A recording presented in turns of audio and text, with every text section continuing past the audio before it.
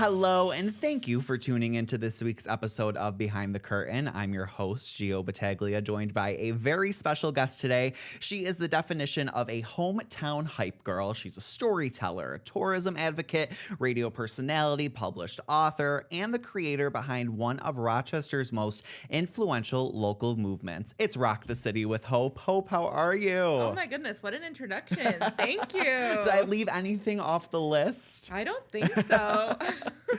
So tell me a little bit about Rock the City with Hope. Your name just flows right into that username, but talk a little bit about the purpose behind your account and social media. So it started back in 2017. I was interning with Visit Rochester, working a million hours at the Lilac Festival, Cornhill Arts Festival, Jazz Fest, and then at the airport.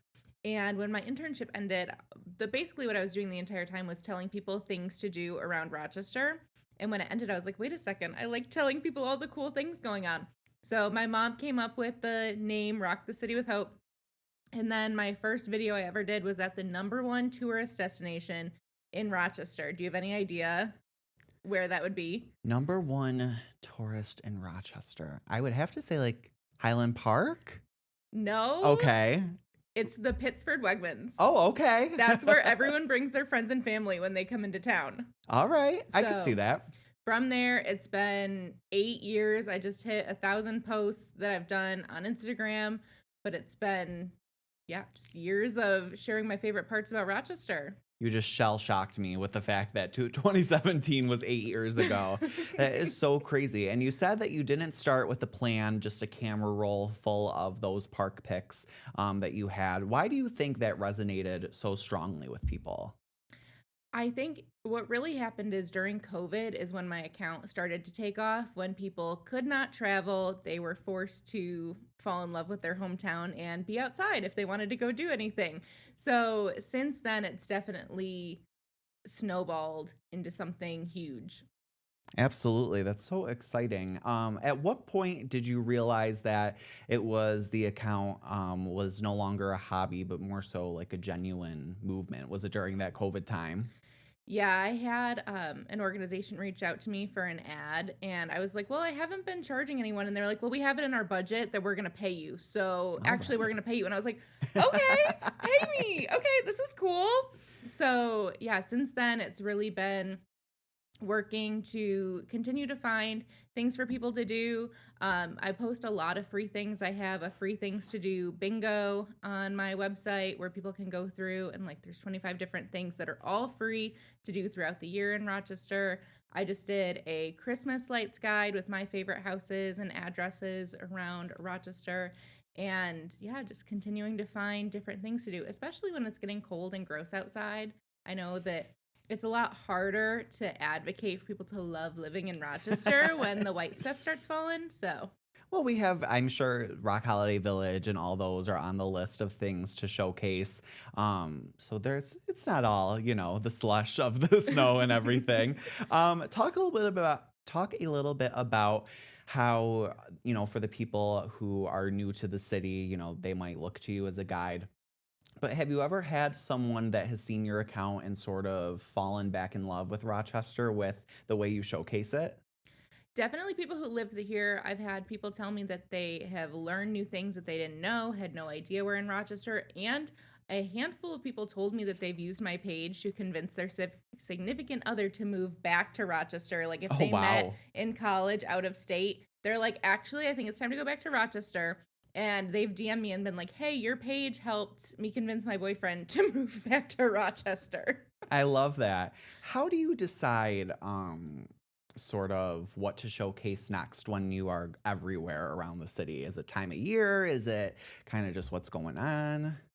Definitely time of year. And then just naturally, as my friends and I are hanging out and trying to figure out what there is to do that weekend, that's like my go-to job, obviously, is like scouring the internet for different events.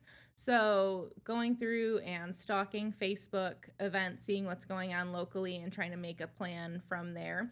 But just like everybody else, I'm also finding tons of things on social media as people are creating new businesses and new accounts are coming up and it's like, hey, this new account you might want to follow. So I too am going through and figuring out and finding new places all the time using the same channels.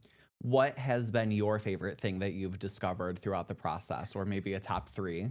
Oh, okay. Well, the first one that comes to mind, I don't know if that's the most exciting, but I'm kind of a history nerd and I thought it was cool. Over by State Street, by High Falls Studio in the High Falls neighborhood, Abraham Lincoln addressed the city of Rochester, and there's a placard All right. where he spoke to the people of Rochester. And then same thing over, I love the Browns Race neighborhood.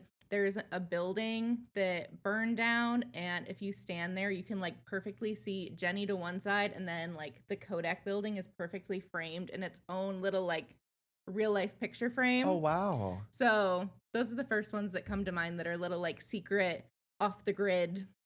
And it seems like you don't have a hard time balancing authenticity with that sort of pressure of a growing digital platform or being that, kind of go-to. Yeah, I think that as far as authenticity, what I've learned is that like done is better than perfect. And it's so annoying the videos that I do and I like don't have my hair and makeup done. I look like trash. I have like a hoodie on and it's like those are videos that go viral that I like recorded in 5 seconds. Like a stupid trend about a garbage plate. During COVID, that was a lot of my content. It's just like random trends and like how can I incorporate this being back to Rochester. And of course the days I tried to look nice, those didn't hit. But the ones that I look like a trash panda, I'm like, okay, cool.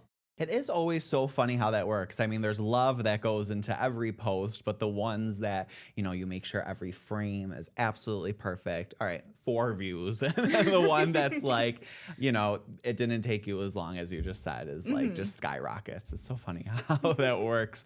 And you've also helped turn hidden gems into now sort of household names. Can you kind of think of a moment where you realized that your platform changed a business's trajectory? So Sense by Design over in the neighborhood of the arts was my first really big viral video. It had over 200,000 views on TikTok. And she told me that for over a year, people were calling because they had seen her business on my TikTok account. And she opened in 2020. She's like, I think that that's part of the reason why we were able to sustain through COVID and really like get built up from the ground up. How does it feel to have been the vehicle for that, credited as the vehicle for that sustainability? It's crazy because, I don't know, like everyone, there's so many days where you don't want to do the thing that you love, if that makes sense. Yeah. Like all of us have that hard time like pushing through and getting out of our comfort zone. I still do. I still feel so cringy with like, I was taking pictures outside the studio and I'm like, this is cringy. Nobody's driving by, right? But just like getting over that heap. And I try to remind myself that it is about that. It is about supporting my community. It's not for vanity. It really has nothing to do with me. It's about helping people to fall in love with our hometown. Did you have any have you always been sort of a public speaker, or did you have any apprehension of putting yourself out there in this format? I've always been like on stage. I was in theater in high school and things like that. Listening to the sound of my voice. I remember that first YouTube video I did. That was the worst part. And then I ended up working in radio as a result of this social media account.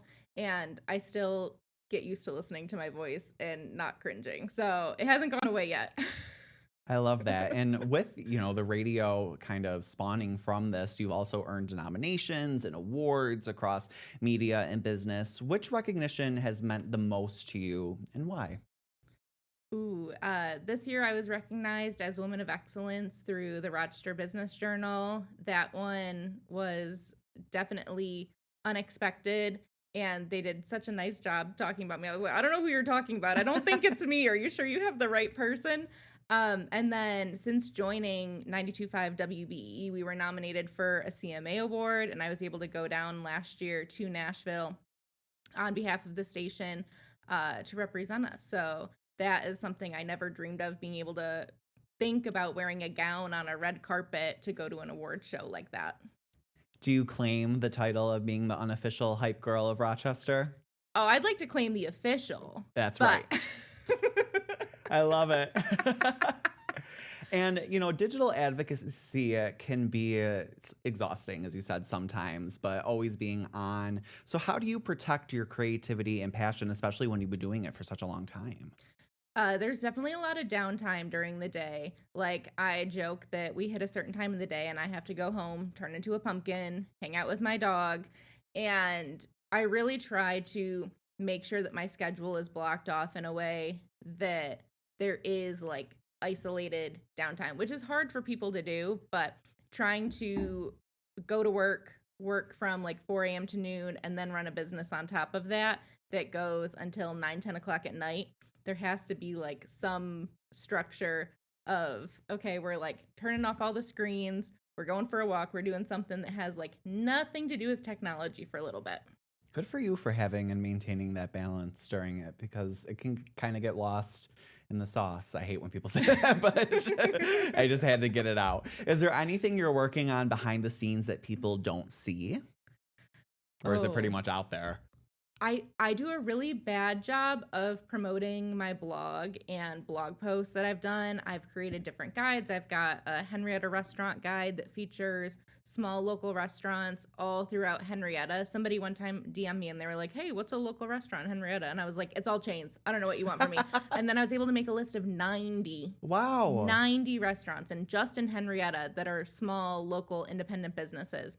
So I think some of those things behind the scenes, I'm like, put all this time and effort in, and then I forget to be like, hey, this exists. Somebody asked for it, but it's in the world now. Yeah. 90 is insane, because when you're driving down Jefferson Road, I mean, it's Olive Garden, it's Mochi Nut, it's all those places. So 90, that's good that they're all out there. I love that. What do you think Rochester and our area gets right that people sometimes might overlook? I think that people in Rochester really love to help people. It's a giant small town, and I think that everyone really has a heart to go and help others when they can. If they need something, if they need a connection. I definitely feel like every time I've reached out for help when growing my account and working to like help my community, people are always ready. Like, even if it's not them, they have someone on deck. They're like, I can't help you, I don't know the answer, but I know someone who I think will. Also, I've noticed that too with working in, news or just the community as well. I like that. That was a good answer.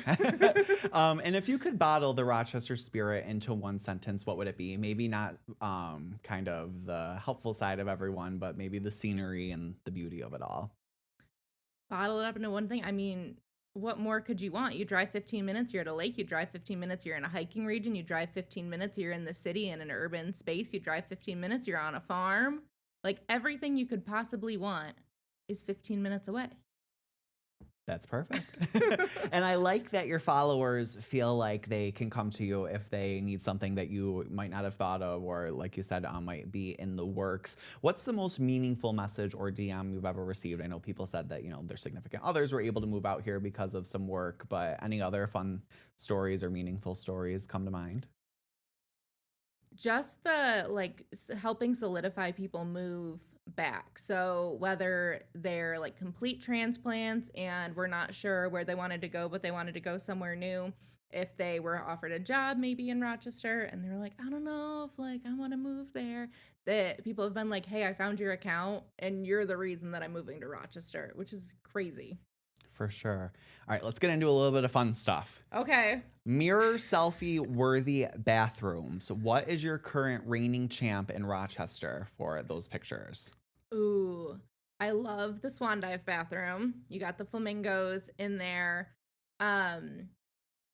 Cafe Sasso is like, I feel like underground, like it's not as obvious, but it's like maroon, it's like moody. There's lots of pictures in there. So those are the first two that come to mind. My like favorite game that I play that nobody else knows I'm playing is like Saturday morning going through Instagram stories and seeing like where people took pictures. If they haven't tagged the location, is like trying to figure out if I know where it is. I'm like, ooh, that was at the Bug Jar. Nice. This was here. This was there. Oh, I love that. That's a good game. It's a good, keep your mind in check with everything. If Rochester created an official Hope tour, Rock the City with Hope is going on tour, what are the first 3 stops? Ooh, okay. We got to go to High Falls and we're going to walk the Ponteren Bridge. Check that out. depending on when this is, hopefully the High Falls State Park has opened up, but we're still, fingers are crossed on that. From there, gonna go to Lamberton Conservatory and walk through there, check that out. I can't not feel like I'm on vacation when I'm at Lamberton. Mm-hmm. And then from there, we gotta go get a bite to eat. And I'm heading over to like the Mercantile on Main. Nice. Like, it's so underrated. I'm waiting for them to have like their big hit. It's like a food court style. There's so many different options, but it's like quintessentially Rochester still being in the Sibley's building. And the artwork in there is just beautiful that people have on their individual restaurant units. So I think those are the three. No stop at the Pittsford Wegmans? Oh, everyone else has already been there. True. It would be the great, like the Madison Square Garden of tour stops. I love that. And your dog Duke, you're not alone in your social media presence, has his own Instagram. So what's his best Rochester personality trait? Oh, he loves the snow. So I just adopted him in March of this year. We sent in a breed DNA test, waiting to get that back. So I think he might be part husky because he has been in his best element with the snow since it's fallen. Wait, I don't know how. I didn't know you could do that. That is so cool. Wait, what does that look like? You have to swab Duke? Yeah, so I swabbed him a couple weeks ago. It said it was going to be 4 to 6 weeks. So they give you like a Q-tip basically that you swab in their mouth and then send it for data analysis, and then it's supposed to come back. We think he's like part German Shepherd, part Golden Retriever, maybe part Husky. We have no idea. So fingers crossed, we're going to hear back soon. Oh my God, I need to know. Please, Rock the City with Hope needs to make, or put it on Duke's Instagram, something. I need to follow up on that. So your platform has grown into digital magazine, awards program, radio presence. Is there going to be another frontier, you think? Or are you kind of happy with the millions of things you got going on now? Next, I think I want to do a quiz. I was just talking about this earlier today. So someone can be like, okay, I have no idea what I want to do in Rochester today. The goal is that they'll be able to go to my website, fill out a quiz, like what the weather's like, if they want to be inside, outside, and then it's going to be able to curate a specific list of what they should do in Rochester for the day. So hopefully that's coming in 2026. Oh, I love that. Have you started thinking about like how you even go about to put that on a website, like to make it generate an answer for someone looking? So there are quiz platforms that it's like a point system. So it'll be like A, B, C, D, like A is 1 point, B 2 points, whatever, and then how many points they get. So I got to figure out how to quantify inside, outside. Oh, how cool. Indoor, outdoor thing. Oh my God, you're so innovative. You got the breed DNA test. You got this quiz. I love it all. What is one Rochester neighborhood you think is about to blow up with new gems? Kind of the future of Rochester here. Ooh, I would love to live there so bad. There's a residential neighborhood right across the street from Main and Gibbs where like the Eastman Theater is and like One Fringe Place. There's a tiny little residential neighborhood over there that is like so quaint and beautiful. So like that area, like around Main Street, I think is slowly but surely starting to pick up and pop off between like Parcel 5, Mercantile and Main on one end, and then the other end I think is going to start coming up. Nice. And if you could change one misconception outsiders have about Rochester, what would it be? Oh my gosh. Everyone wants to comment all over my social media when they're not from here about the crime. I'm like, you're going to be fine. Everything's okay. It's okay to leave your house. It's okay to go outside. It's okay to go to the city. It's okay to be places and to exist and to go patronize businesses. Everything's going to be fine. And a little bit of a deeper question here, and I agree with you. What does success look to you about 5 years from now, either personally or for the movement? Oh, I like joke all the time. Well, not joke. I'm like trying to manifest it. I would love to be like the Joanna Gaines of Rochester. So I would love to have like my own restaurants, boutiques, all the things that will help bring people to Rochester as a tourist destination. So just like everyone flocks down to Waco to go to the silos, my goal is like we start bringing national people from all over the country to Rochester to come see things that are going on here. Nice. I like that a lot. And what do you wish every Rochesterian understood about the impact of shopping local for Christmas? I mean, especially this time of year, if I can't think of a gift for someone, First Stops or Aaron's Alley, Record Archive, all those good stores. So yeah, talk a little bit about that importance. If you love small local businesses and you're not patronizing them, then you can't be upset when they have to close their doors because nobody's been there. I remember when Hart's Grocery closed, everyone was like, oh my God, if I would have known, I would have gotten a breakfast sandwich last week and da-da-da. It's like, okay, well, don't wait for them to say we have to close our doors because nobody's come. Yeah. And when you're going through and shopping small local businesses, someone's doing a happy dance backstage, like back behind the cashier. There is so much excitement and love going on when you go through support small local businesses. But also, you're not just putting money so that a CEO can buy like his third yacht. Like, you're paying for dance classes, you're paying for football lessons, like you're paying for things that are going directly back into our community. Exactly. And is there a small business or park or person in Rochester who's inspiring you at this moment? Oh my gosh, Sarah Pavia over at Second Look Boutique. She just opened up a shop in the South Wedge. She is killing it. She is going through, she like started out in February this year. She hasn't even been open a year, and she's just a trailblazer. She's making connections in the South Wedge neighborhood, making sure that she's like being a good neighbor, working with her neighbors and getting more people over into that area. So I love that. All right. Final question here. Why do you believe Rochester is worth rooting for?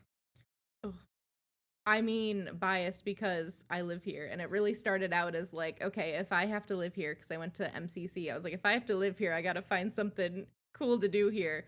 But I think that Rochester was a boom town. We were called the Young Lion, and people are like, oh, Rochester used to be cool. I'm like, it's still cool. It's still cool. But like, you have to like support your local businesses. You have to go out to these free festivals. You have to participate in the community. And the more you do that, like, look, as we mentioned, WROC Holiday Village, when people go to these festivals and these free things, guess what? Other people are going to be inspired to come up with the next great thing that's going to be happening in Rochester. So the more you go out and participate in your community, the better it's going to get. Amen. I gave your laundry list of things that you do, where people can find you, but I will let you take the lead on where can people connect with you on social media. At Rock the City with Hope on TikTok, Instagram, Facebook, Lemonade, YouTube, Pinterest, all the places, and rockthecitywithhope.com. Wait, I don't know. Lemonade? Lemon8. Lemon8. It's the Instagram version of TikTok that came out kind of like as a last-ditch effort when TikTok was like maybe not going to be banned. So it's kind of like if Pinterest and Instagram had a baby, but TikTok owns it. So Hope, thank you so much for coming on this episode of Behind the Curtain and just talking about Rochester and why it's a place to love. Awesome. Thank you so much for having me. Of course. Thank you for watching this episode of Behind the Curtain. Make sure to go give Hope a follow on all these social medias, and we will see you next week. Take care.